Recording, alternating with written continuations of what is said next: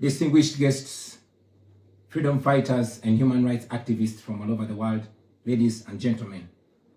This is my second time speaking at the Geneva Summit for Human Rights and Democracy, and I'm very grateful to the organizers for making it possible for me to speak to you today.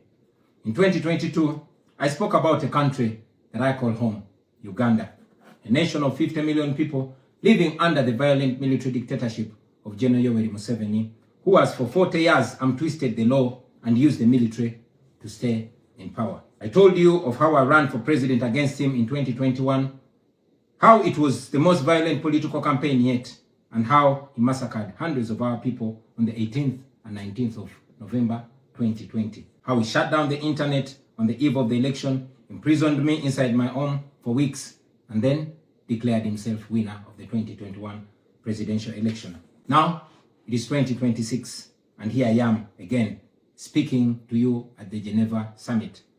Nothing has changed for the better, only going from bad to worse. Despite what happened in 2021, we were driven by hope to give it another try. So in 2025, I announced that I was running for president again. For 112 days, I traveled across the country campaigning, and the population turned up overwhelmingly. Yet again, our campaigns were violently attacked, our supporters were murdered, we were blocked from reaching many places, and were also blocked from several media stations. As usual, Museveni shut down the internet again, this time 3 days to the election. And what happened thereafter was not an election, but a military operation. The election was so rigged to the point that even at the polling station where Museveni voted for, he got much more votes than the actual registered voters in the register. Our polling agents in several places were arrested and whisked away. Several of our party officials were arrested and many abducted. 2 female deputy presidents of our political party were abducted and held incommunicado in a military barracks for 3 weeks before being thrown into a prison where they are languishing right at this moment. The military was deployed on our streets, shooting on spot whoever dared to challenge the criminality. It was under these circumstances that Museveni yet again declared himself winner of the election, this time with over 70% of the vote. Right now, I'm speaking to you while in hiding. This is because as soon as the election was finished, Museveni's son, who is also chief of the Ugandan military, issued an order to take me to him, dead or alive.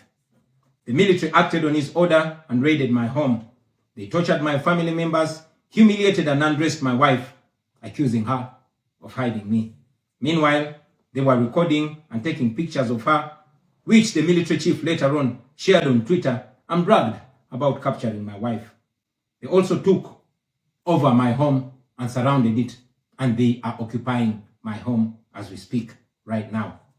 My wife and children had to flee the country for fear of their lives. I am in hiding, but I don't want to be in hiding. It was necessary though, so I can stay alive and be able to speak to you right now. I've said it before and I say it again, that I'll resurface at the right time in my country. I feel like the international community has abandoned us.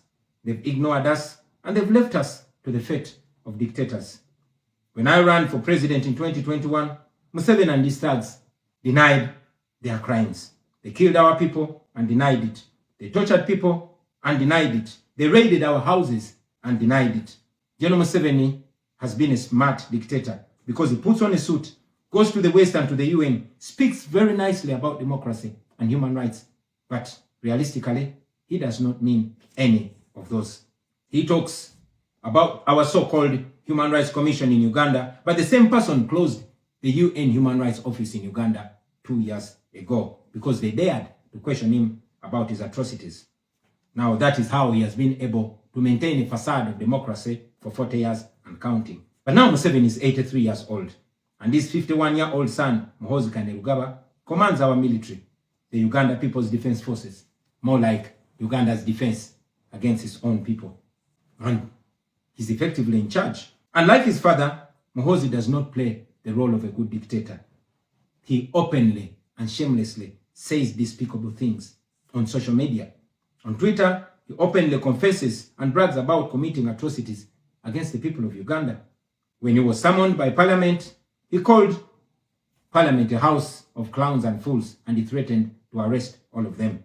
He describes judges of the Supreme Court of Uganda as clowns in wigs, and he has threatened to crush all journalists that dare to criticize his actions. In April last year, he abducted, detained, and tortured my close friend and bodyguard called Eddie Sebufu, also known as Eddie Mutwe. He later on posted on Twitter naked pictures of Eddie, boasting that Eddie Mutwe was in his basement learning Museveni's mother tongue, Unyankole. Last month, he bragged about killing 22 of my friends, and he said that he's praying that I am the 23rd person for him to kill. In other words, Museveni and his son no longer fear international retaliation for their crimes. They've been so emboldened by your lack of action.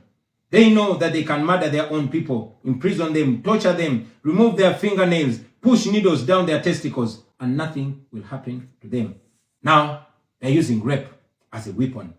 Boys and girls, men and women, people of all ages have reported being sexually assaulted by Muhoozi's military. And it's not rare. The majority of the people that they capture and unlawfully imprison have reported being raped, whether men or women. It is no longer possible, ladies and gentlemen, for the international community to deny Museveni's violence and atrocities. It's all over social media. And today, I am talking about it to you. Now, this is our call to action. The way I see it, if the international community continues to be complacent, then Uganda will go from bad to worse. Museveni and his son's military will massacre many more innocent Ugandans. You, ladies and gentlemen, in the Western world, will be forced to grapple with millions of Ugandan refugees pouring into your countries. And maybe then, the international community will come and commiserate with the people of Uganda, just like they did after the genocide in Rwanda, but it was too late. The second option is that the international community rises to the occasion. You stand by the values that you profess, democracy and human rights. You can rein in on General Museveni and his son through targeted sanctions as well as financial and legal pressures. Ladies and gentlemen, Ugandans are not seeking for pity. Ugandans are only seeking to see the world take action against the individuals that have violated their rights for far too long. Those that have abused democracy with impunity should be the starting point. Please sanction these individuals. Sanction General Museveni. Sanction General Muhoozi. Sanction all the police and military officers that are responsible for gross human rights violations. Sanction those commanders. Sanction the judicial officers that have aided criminality through deliberately misinterpreting the law or skewing it. Those that normalize electoral fraud. Those that remand to prison suspects that should actually be sent to hospital. Sanction these individuals because their combined efforts in the last election effectively give autocracy a blank check to rule over the people of Uganda for 5 years. We call upon the international community to treat General Museveni exactly how they treated Idi Amin, because Idi Amin did what he did to Ugandans for only 8 years. Museveni has done much worse to the people of Uganda, and it has been for 40 years and counting. Because of the inaction of the international community, Museveni's mode of dictatorship and human rights violations is being seen as acceptable in the region, and it must be stopped before it is exported to other countries in the region and in the continent. We ask the international community not to recognize Museveni's regime because it is not legitimate. Please terminate any forms of cooperation with this government because he is not legitimate. On our end, as the people of Uganda, we are committed to non-violent means of changing our country, non-violent means of putting an end to this 40-year-old dictatorship. And you can be sure that the people of Uganda will sooner or later free themselves, because oppressed people cannot stay oppressed forever.